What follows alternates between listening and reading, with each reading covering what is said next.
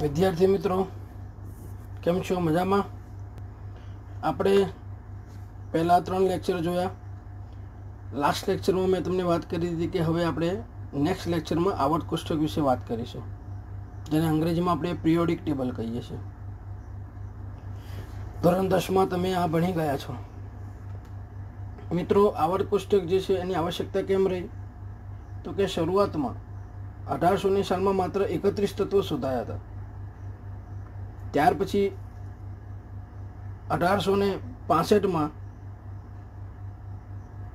તત્વોની સંખ્યા 63 જેટલી થઈ।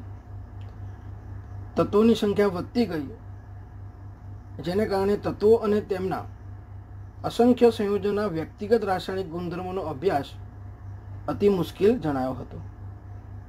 અને આ મુશ્કેલીમાં માર્ગ કાઢવા માટે વૈજ્ઞાનિકોએ તત્વોનું વર્ગીકરણ કર્યું। તત્વોનું આ વર્ગીકરણ જે છે એ રાસાયણિક ગુણધર્મો સમજવા પૂરતું જ સીમિત નહોતું, પરંતુ નવા તત્વોની આગાહી કરવામાં પણ મદદરૂપ થાય છે।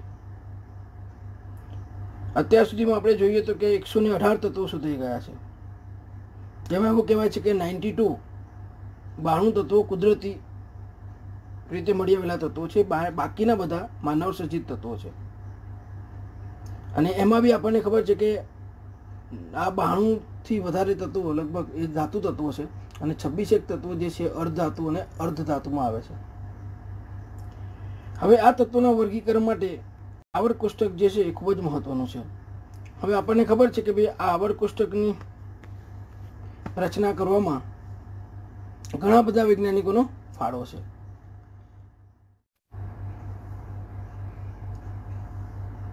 આવર્ત કોષ્ટકની રચનામાં ઘણા બધા વૈજ્ઞાનિકોનો ફાળો હતો। એમાં સૌપ્રથમ નામ આવે છે જ્હોન ડોબ્લેનર। એણે ત્રિપુટીનો નિયમ આપ્યો હતો। એણે એવું કીધું કે પ્રથમ અને છેલ્લા તત્વના પરમાણુ ભારનું સરેરાશ દળ એ બીજા તત્વનું હોય છે। એણે તમને ખબર છે કે લિથિયમ બરાબર, એનો પરમાણુ દળાંક 7 અને પોટેશિયમનો 39, એટલે બંનેનો સરવાળો કર્યો, 7 + 39 એટલે 46/2 કર્યા, તો એ જે 23 મળ્યો એ વચ્ચેનો પરમાણુ જે છે તત્વ સોડિયમ એનો થયો। ત્યારે તેને ત્રિપુટીનો નિયમ આપ્યો હતો, પણ એ બહુ લાંબો ચાલ્યો નહીં। એના પછી કાર્લ કોર્ટરાઇસ નામનો વૈજ્ઞાનિક આવ્યો। એણે પણ થોડી ઘણી આ તત્વોની આગાહી કરી। એના પછી જ્હોન ન્યુલેન્ડ આવ્યો। એણે તત્વોના પરમાણુ ભારને ચડતા ક્રમમાં ગોઠવ્યા, અને એમણે કીધું કે કોઈ પણ તત્વ જે છે એ તેનાથી 8મા ક્રમના તત્વોને સમાન વર્તણૂક ધરાવે છે।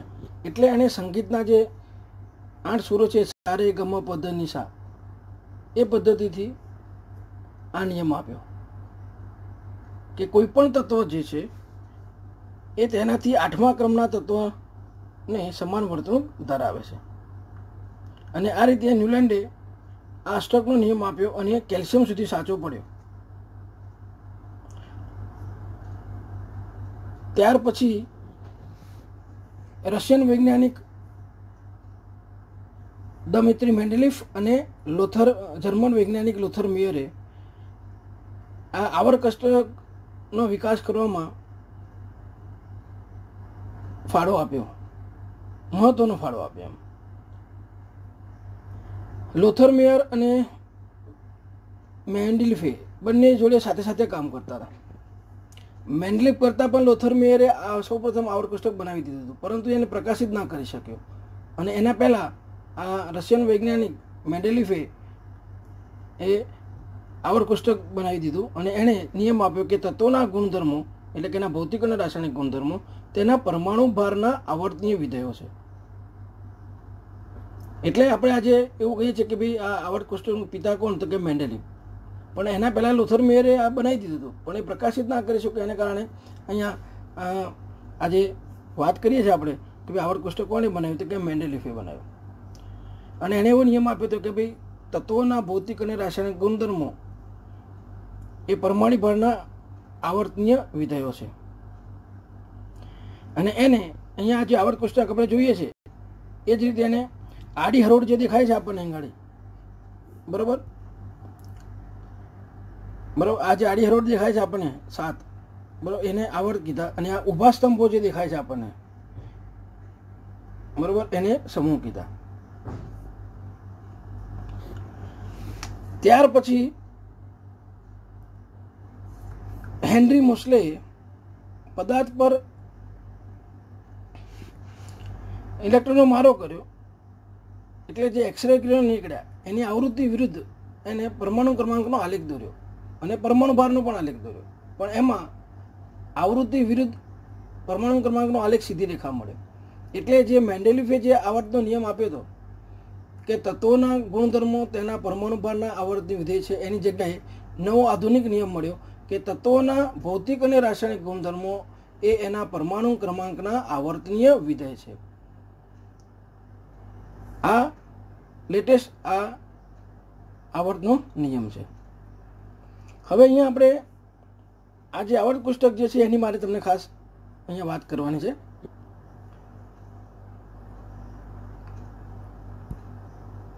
તો અહીંયા આપણે જોઈએ છે કે ભાઈ અહીંયા તમે જોશો તો 1 થી 18 સમૂહ છે. આ પહેલો સમૂહ છે, બરાબર, આ પહેલો સમૂહ અહીંયા સમૂહ 1માં, બરાબર, અને આ બાજુ જોશો તો ઘડી 18મો સમૂહ. એટલે ઊભા સ્તંભો જે છે એને સમૂહ કીધા, એવા 18 સમૂહ, અને આડે જે છે, બરાબર છે, એ 7 આવર્ત છે.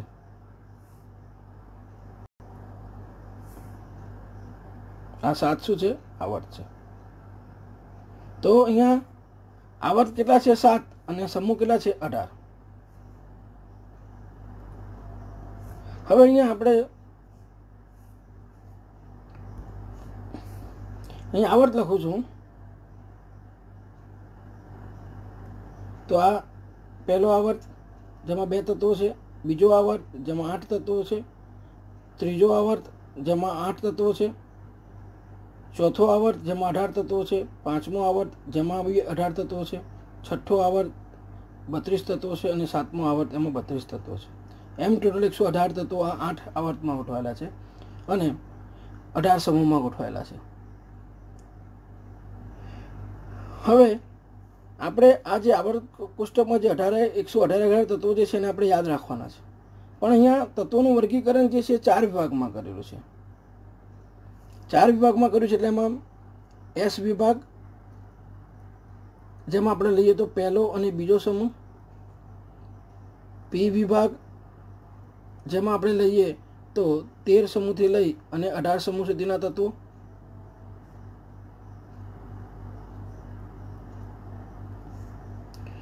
ડી વિભાગ લઈએ છીએ, વચ્ચેનો ખાડાવાળો ભાગ આપણને દેખાય છે, આ જે વચ્ચેનો ખાડાવાળો ભાગ, બરાબર છે, ડી વિભાગના તત્વો કહીએ છીએ. એ આવે છે અહીંયા ત્રીજા સમૂહથી લઈ અને 12મા સમૂહ સુધીના તત્વો. અને અહીંયા જ્યાં ખાલી જગ્યા દેખાય છે જે આપણને ત્રીજા સમૂહમાં, બરાબર છે, એ એફ વિભાગના તત્વો છે, જે આપણે અહીંયા નીચે આડી લીટીમાં આપણે બતાવેલા છે 14 તત્વો, સીરિયમથી લઈ અને લ્યુટેશિયમ સુધીના, લેન્થોનાઇટ શ્રેણીના તત્વો, અને એક્ટિનિયમથી લઈ અને લોરેન્શિયમ સુધીના 14 તત્વો એ એક્ટિનોઇડ શ્રેણીના તત્વો છે. એટલે અહીંયા તત્વોનું જે વર્ગીકરણ જે છે 4 વિભાગમાં કર્યું, એસ વિભાગમાં, પી વિભાગમાં, ડી વિભાગમાં અને એફ વિભાગમાં. એટલે કે આ જે તત્વો જે છે એમાં એમનો છેલ્લો ઇલેક્ટ્રોન એ જે કક્ષકમાં દાખલ થાય એ પ્રમાણે એનું અહીંયા વર્ગીકરણ કર્યું. તો પહેલો અને આ બીજો સમૂહ જે છે આપણે અહીંયા લઈએ છીએ, આ પહેલો અને બીજો સમૂહ, બરાબર છે, એમાં છેલ્લો ઇલેક્ટ્રોન એસ કક્ષકમાં દાખલ થાય છે, માટે એને આપણે એસ વિભાગના તત્વો કીધા. એ રીતે અહીંયા આપણે આ લઈએ 13મા સમૂહથી માંડીને 18મા સમૂહના તત્વો, તે પી વિભાગના તત્વો થયા. અને તે ત્રીજા સમૂહથી માંડીને 12મા સમૂહ સુધીના તત્વો લીધા, તે બધા ડી વિભાગના તત્વો થયા. આ ડી વિભાગના તત્વો થયા, આ પી વિભાગના તત્વો થયા. અને આ જે નીચે જે છે બે આડી લાઈન એ જે છે એફ વિભાગના તત્વો છે.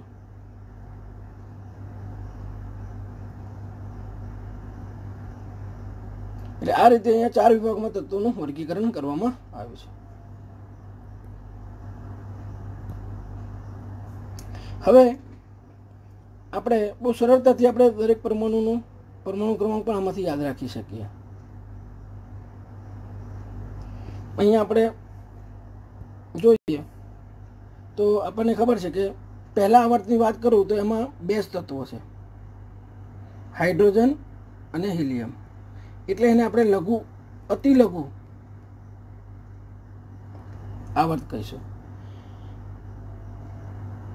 બરોબર છે. બીજો આપણે આવર્ત લઈશું તો એમાં 8 તત્વો છે, લિથિયમથી લઈ અને નિયોન સુધીના. એટલે એને આપણે પ્રથમ લઘુ આવર્ત કહીશું.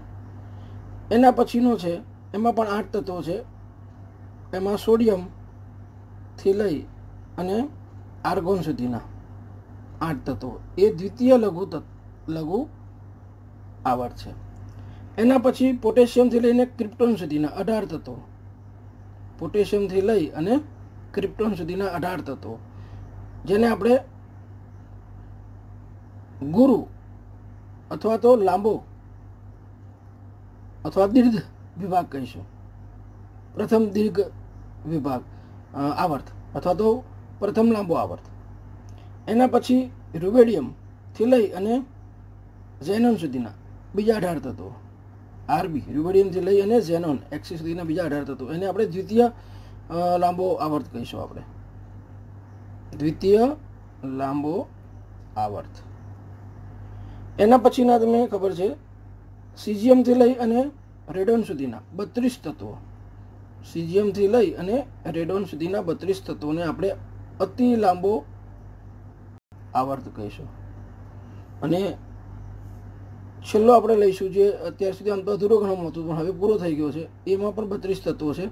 અને એમાં લઈશું તો શરૂઆત ફ્રાન્સિયમથી થશે, થી લઈ અને ઓર્ગનેશન ઓજી એમ 32 તત્વો છે, જે બીજો છેલ્લો અતિ લાંબો આવર્ત છે.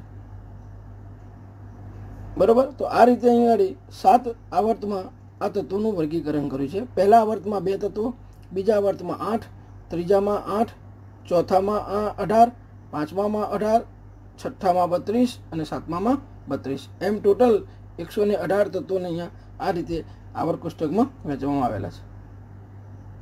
તો આ એક આપણે પોઈન્ટ ખાસ ધ્યાનમાં રાખવાનો.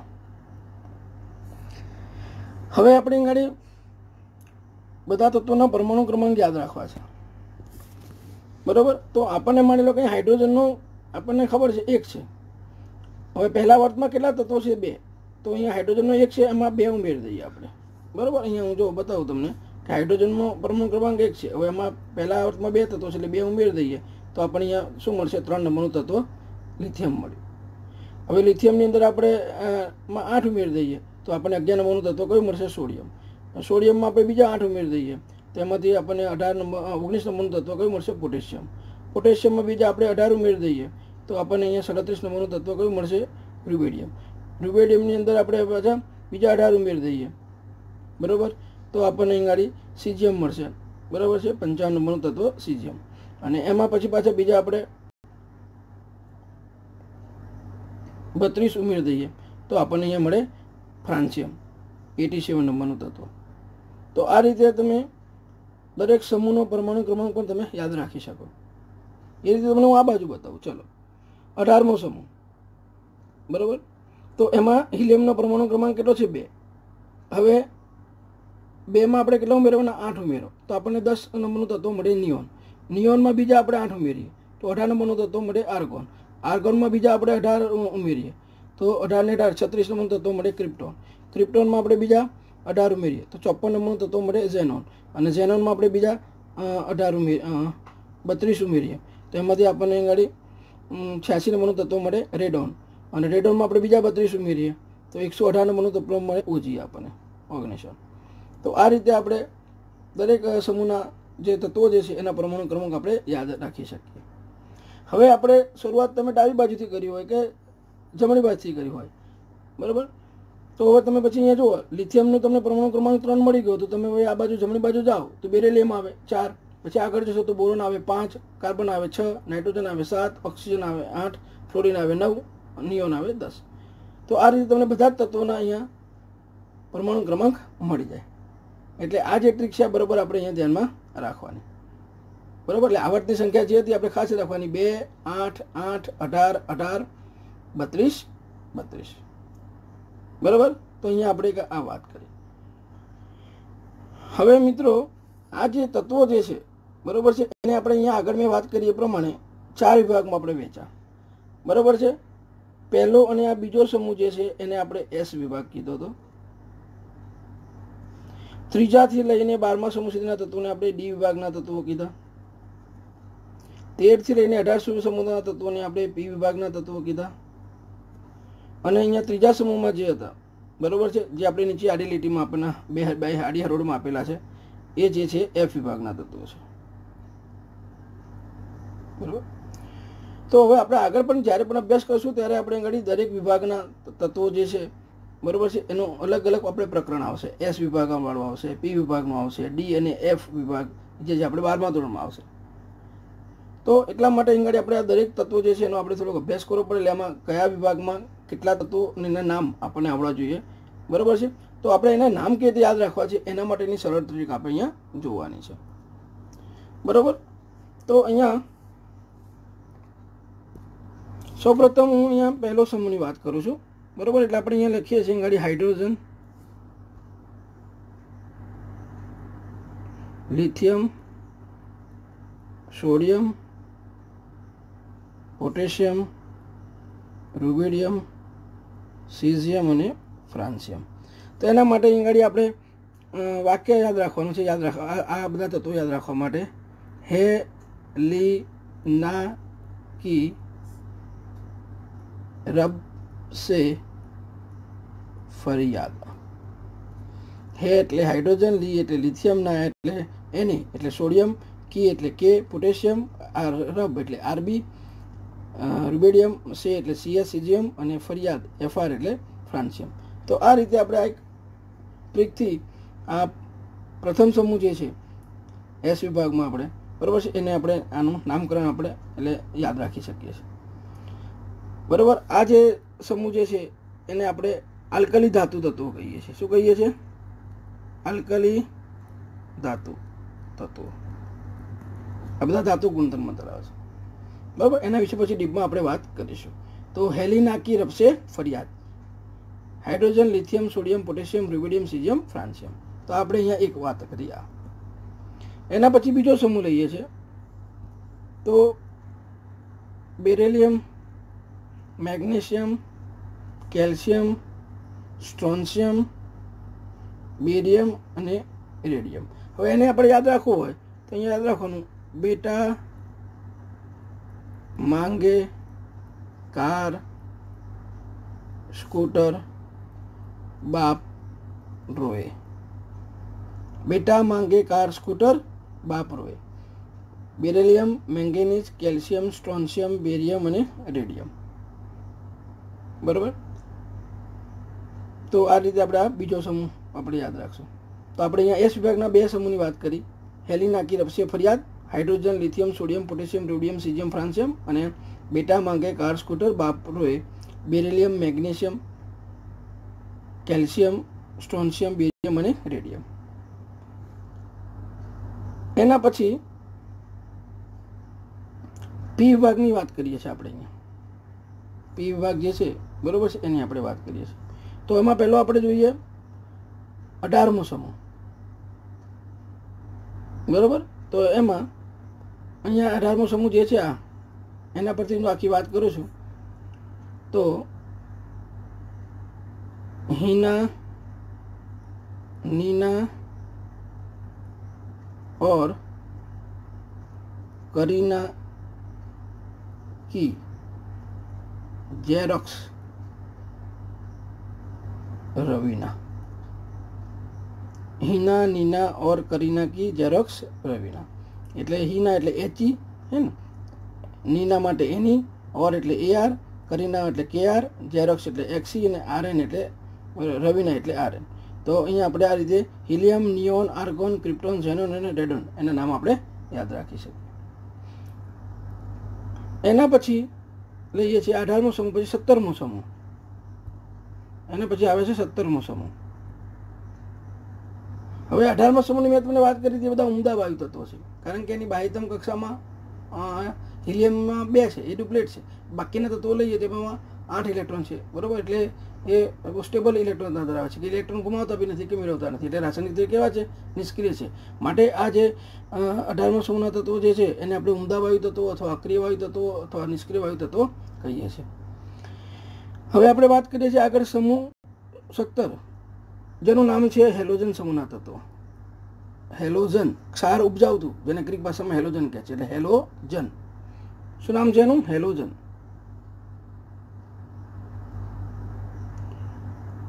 હવે એમાં આપણે લઈએ તો પહેલું તત્વ છે fluorine, F, chlorine, bromine, iodine, astatine, main આ તત્વો. તો એને આપણે યાદ રાખવું હોય તો એના પરથી વ્યાખ્યા આવું બનેલું છે કે ફીર કલ બહાર आई आंटी, फिर कल बाहर आई aunty, FClBrIAT, fluorine, chlorine, bromine, iodine, astatine. આ 17 સમૂહના હેલોજન તત્વો છે, બરોબર. તો આપણે એને આ રીતે યાદ રાખી શકીએ. એના પછી 16મો સમૂહ ઓક્સિજન ફેમિલી, જેને બીજું નામ છે ચાલ્કોજન. ચાલ્કોજન એમાં ઓક્સિજન, સલ્ફર, સિલેનિયમ, ટેલ્યુરિયમ અને પોલોનિયમ તત્વોનો સમાવેશ થાય. હવે એમાં આપણે એને યાદ રાખવા હોય તેના માટે વાક્ય બનાવ્યું છે ઓસ સે ટી પો. ઓ એટલે ઓક્સિજન, સ એટલે સલ્ફર, સી એટલે સેલેનિયમ, ટી એટલે ટેલ્યુરિયમ અને પો એટલે પોલોનિયમ. ઓસ સે ટી પો. આ રીતે એને આ 16મો સમૂહ જે છે, બરોબર છે, એને આપણે અહીંયા યાદ રાખી શકીએ.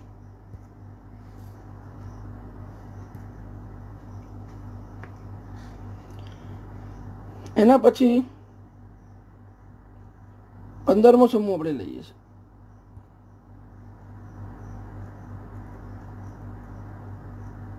જેને નાઇટ્રોજન ફેમિલીના તત્વો કહે છે. નાઇટ્રોજન ફેમિલી, નિક્ટોજન પણ કહે છે એને. હવે એમાં nitrogen, phosphorus, sulphur, nitrogen, phosphorus, arsenic, antimony અને બિસ્મથ.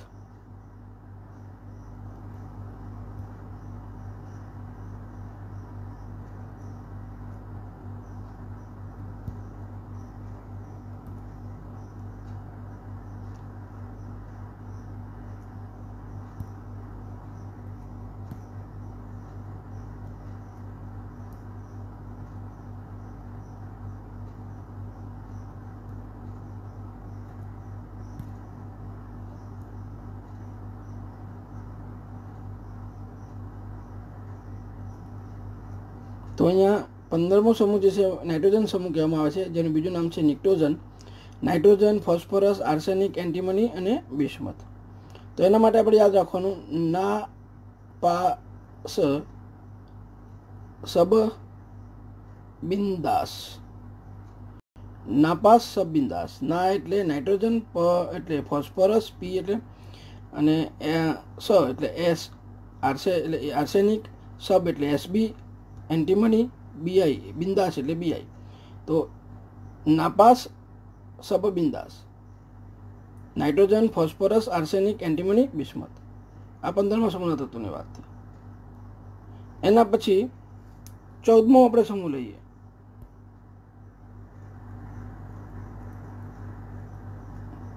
Carbon family.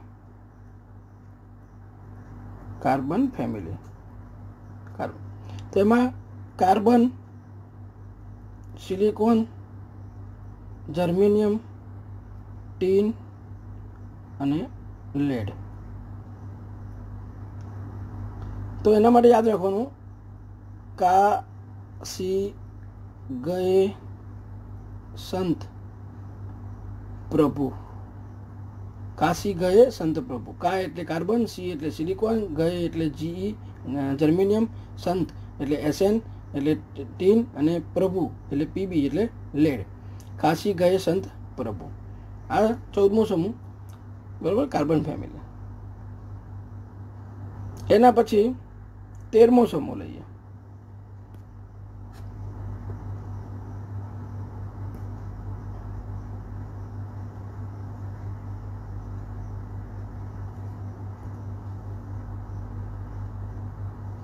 તેરમા સમૂહની વાત કરીએ તો એ બોરોન ફેમિલી.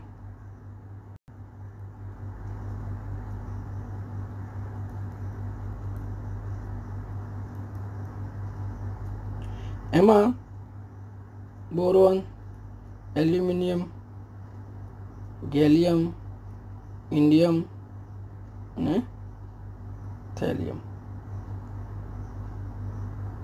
એને આપણે યાદ રાખવું છે તો બેંગન,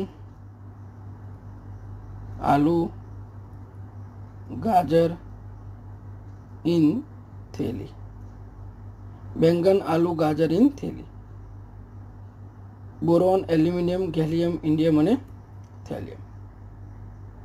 બરાબર. તો આ 13મા સમૂહના જે તત્વો જે છે એને આપણે યાદ રાખવા માટેની આ ટ્રીક છે. આપણે આ તેને યાદ રાખી શકીએ.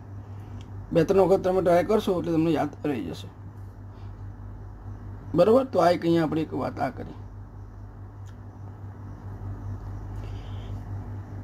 એના પછી ખાસ તમારે ડી અને એફ વિભાગની વાત આવે છે. બરાબર. ડી અને એફ વિભાગ જે છે એ આપણે વધુ પડતું અભ્યાસ આપણે 12મા ધોરણમાં આવશે. પણ અહીંયા મેં તમને આગળ પેલી એક સિરીઝ આપી હતી, બરાબર, કે જે આજે ડી વિભાગના તત્વો જે છે એમાં 13 થી 12 સમૂહ સુધીના તત્વો જે છે અને એની શરૂઆત આપણે લઈએ તો ચોથા આવર્તથી થાય છે. તો એમાં 4 સિરીઝના તત્વો છે, 3D, 4D, 5D અને 6D. એટલે પ્રથમ આ 3D સિરીઝ, આ જે છે પહેલી 3D સિરીઝ છે, બરોબર.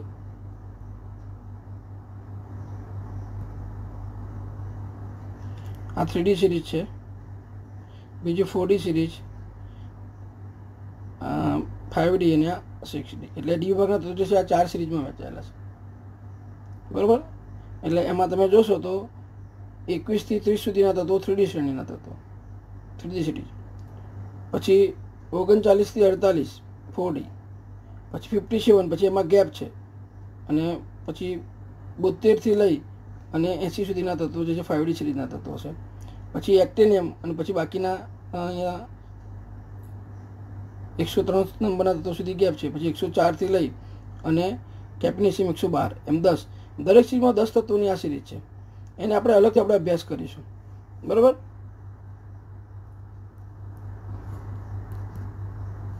હવે અહીંયા જો આપણે પ્રથમ સિરીઝ લઈએ એ જે આપણે ખાસ અભ્યાસમાં આવશે એમાં આ છે scandium, titanium, vanadium, chromium, manganese,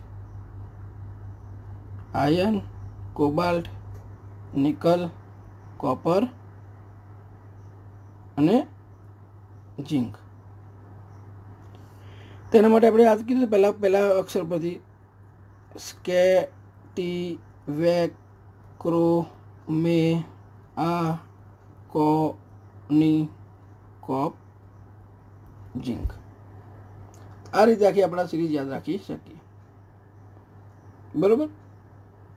તો અહીંયા આ પ્રથમ આપણે જે સંક્રાંતિ સિરીઝ છે 3D સિરીઝ એની આપણે વાત કરી, બરાબર. જેનો આપણે વધુ અભ્યાસ આપણે આગળ 12મા ધોરણમાં આપણે કરીશું, બરાબર. એને આખું આપણું ચેપ્ટર આવશે ડી.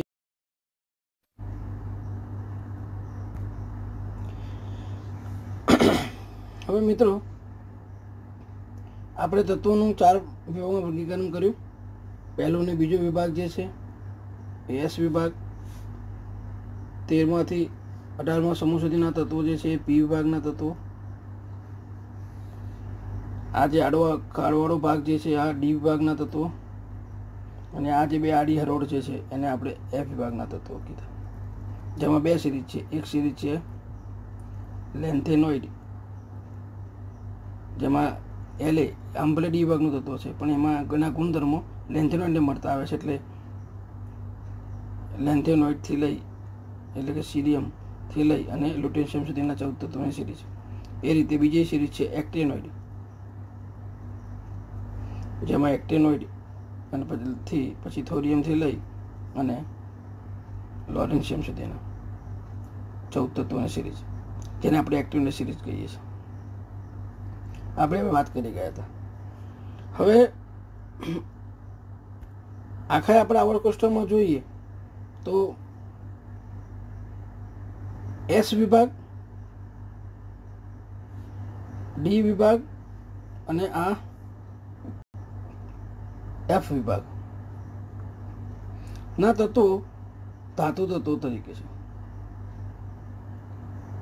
જ્યારે પી વિભાગ લઈએ છીએ આપણે આખો, તો પી વિભાગમાં 3 પ્રકારના તત્વો છે. ધાતુ તત્વો પણ છે, થોડા અર્ધ ધાતુ તત્વો પણ છે અને અધાતુ તત્વો પણ છે. હવે તમે અહીંયા જોજો, હું અહીંયા વાત કરું તો આ સિલિકોન, જર્મેનિયમ, આર્સેનિક, એન્ટીમની અને ટેલ્યુરિયમ, આ 5 તત્વો જે છે, 5 તત્વો કયા કયા કીધા તમને? સિલિકોન, જર્મેનિયમ, આર્સેનિક, એન્ટીમની અને ટેલ્યુરિયમ. આ તમારે યાદ રાખવાને કયા છે? અર્ધ ધાતુ, મેટાબોલાઇટ, સેમી મેટલ અથવા તો અર્ધ ધાતુ તત્વો કહેવામાં આવે છે. સિલિકોન, જર્મેનિયમ, આર્સેનિક, એન્ટીમની અને ટેલ્યુરિયમ, આ જે 5 તત્વો જે ખાસ યાદ રાખવાના એ અર્ધ ધાતુ તત્વો છે.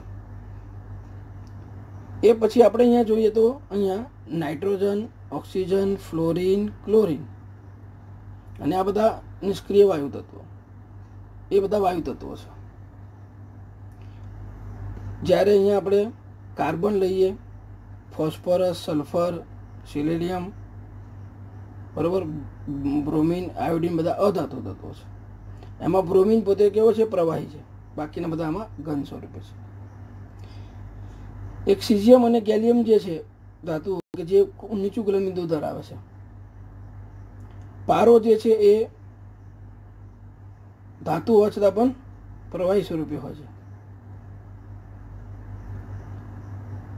હવે તમે જુઓ તો આ રીતે આ આવર્ત કોષ્ટકનું જે વર્ગીકરણ કરેલું છે ધાતુ, અર્ધાતુ અને અધાતુ તત્વોમાં. હવે અહીંયા આપણે જોવા જઈએ તો આ જે આવર્ત કોષ્ટક જે છે એમાં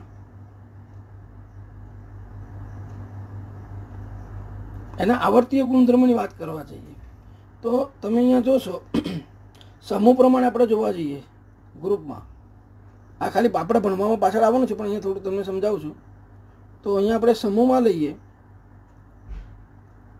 તો સમૂહમાં તમે ઉપરથી નીચે તરફ જાઓ એમ અહીંયા એના અમુક જે ભૌતિક ગુણધર્મો છે કે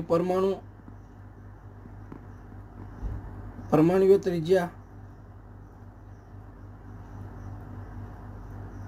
આયની ત્રિજ્યા, ધાતુ ગુણધર્મ એ વધે.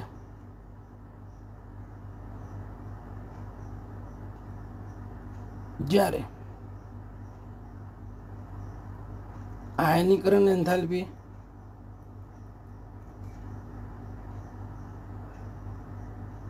વિદ્યુત ઋણતા અને ઇલેક્ટ્રોન પ્રાપ્તિ એન્થાલ્પી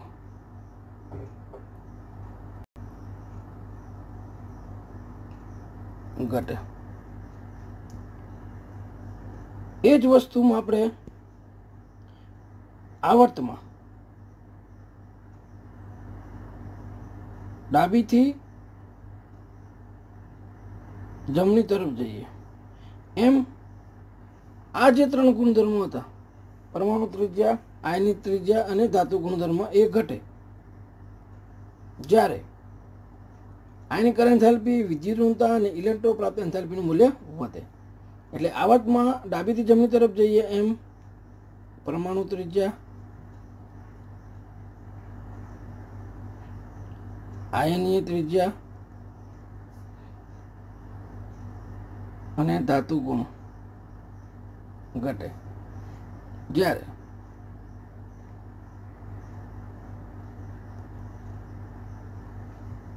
આયનીકરણ એન્થાલ્પી, વિદ્યુત ઋણતા અને ઇલેક્ટ્રોન પ્રાપ્ત એન્થાલ્પી ડેલ્ટા ઈજી વડે દર્શાવવામાં આવે છે જોડે. ઇલેક્ટ્રોન પ્રાપ્ત એન્થાલ્પી એ શું થાય? વધે. તો સમૂહમાં ઉપરથી નીચે તરફ જઈએ એમ પરમાણુ ત્રિજ્યા, આયનિક ત્રિજ્યા અને ધાત્વિક ગુણધર્મો વધે, જ્યારે આયનીકરણ એન્થાલ્પી, વિદ્યુત ઋણતા અને ઇલેક્ટ્રોન પ્રાપ્ત એન્થાલ્પી ઘટે. જ્યારે આવર્તમાં ડાબીથી જમણી તરફ જઈએ એમ પરમાણુ ત્રિજ્યા, આયનિક ત્રિજ્યા અને ધાત્વિક ગુણધર્મ ઘટે, જ્યારે આયનીકરણ એન્થાલ્પી, વિદ્યુત ઋણતા અને ઇલેક્ટ્રોન પ્રાપ્ત એન્થાલ્પીનું મૂલ્ય વધે. આખા આવર્ત કોષ્ટકમાં તમે શું તો ફ્લોરિન જે છે એની સૌથી વધારે વિદ્યુત ઋણ તત્વ છે, બરોબર. અને ઇલેક્ટ્રોન પ્રાપ્ત એન્થાલ્પીનું ધન મૂલ્ય જોઈએ તો સૌથી વધારે કોનું છે? હિલિયમનું. અને આપણે આમ જોઈએ તો ઋણ મૂલ્યની વધારે વાત આવે તો કોનું છે? ક્લોરિનનું. તો અહીંયા આ બધા પોઈન્ટ જે છે આપણે યાદ રાખવાના છે. તો આ એક બેઝિક ઇન્ફોર્મેશન છે, તમે થોડું ઘણું ભણીને આવ્યા હતા 10મા ધોરણમાં, એની આપણે અહીંયા આ વાત કરી, બરાબર. નેક્સ્ટ ટાઈમ આપણે થોડુંક અહીંયા કક્ષકની વાત કરીશું અને એના પરથી ડાયરેક્ટ આપણે ઇલેક્ટ્રોન રચના કેવી રીતે લખાય એની થોડીક આપણે વાત કરીશું, બરાબર.